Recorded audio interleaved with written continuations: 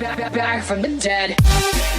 I know, I used the same intro for my last video, but Nokia is back from the dead and I really couldn't think of a better intro. Anyway, now's the time to dig in the Nokia 6, let's unbox it and take a quick look.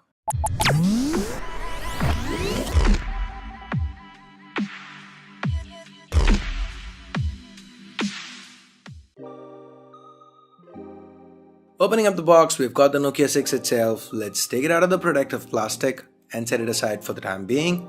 We then have the SIM ejector tool, some regular leaflets, earphones, a micro USB cable, no type C here, and then there's a travel adapter.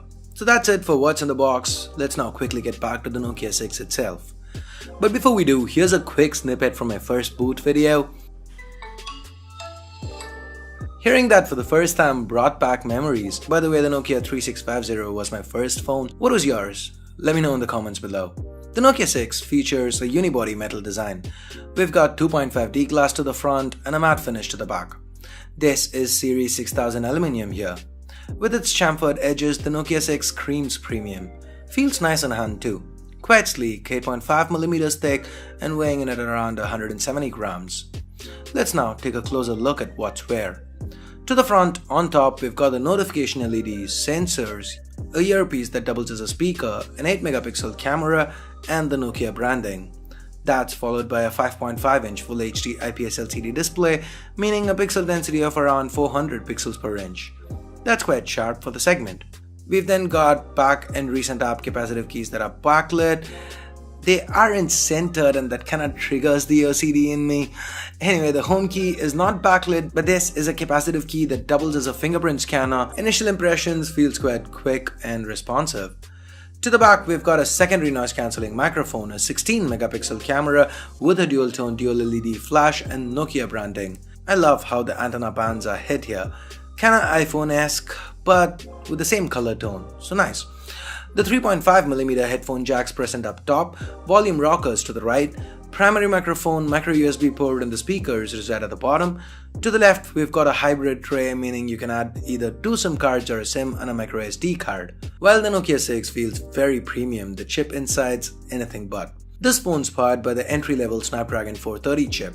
That's 8 Cortex-A53 cores clocked up to 1.4 GHz each, coupled with an Adreno 505 GPU, but there's 4 GB of RAM and a good 64 GB of onboard storage. All this is backed up by a 3000 mAh battery. The Nokia 6 runs on Android 7 Nougat with Nokia's own custom UI, which is basically built on CyanogenMod 14. So once you look past the theme here, it's all quite close to stock. You don't get an app drawer on first boot, but you can enable it from the settings. Nougat features like the split screen mode that lets you run 2 apps side by side, almost like Samsung's multi-window mode, and the quick switch functionality that lets you quickly jump back and forth between the current app you use and the last app you used are present and accounted for. Google apps aren't present here since this is a China exclusive. I'm yet to figure out how to sideload it. I will before I review this phone. Anyway, the camera app is quite simple. You can turn on the manual mode that gives you more options. You also get to turn on grid lines, switch the theme and so on. This is a 16MP camera to the back with an f2.0 aperture and support for face detection autofocus. The selfie shooter is 8MP, again with an f2.0 aperture. Both cameras can shoot videos up to 1080p at 30 frames per second. These samples you're seeing were quickly shot around the office. If you want me to do an in-depth camera review of the Nokia 6, let me know in the comments below. This phone is priced at 1699 yuan, that's about 17,000 Indian rupees or about $250 US. That is definitely more expensive than others with similar internals. Is this a case of HMD Global trying to cash in on the Nokia nostalgia? Or is it due to the premium build and other hardware like the camera or dual speakers, Dolby Atmos, etc.? I'll have more to say in the full review.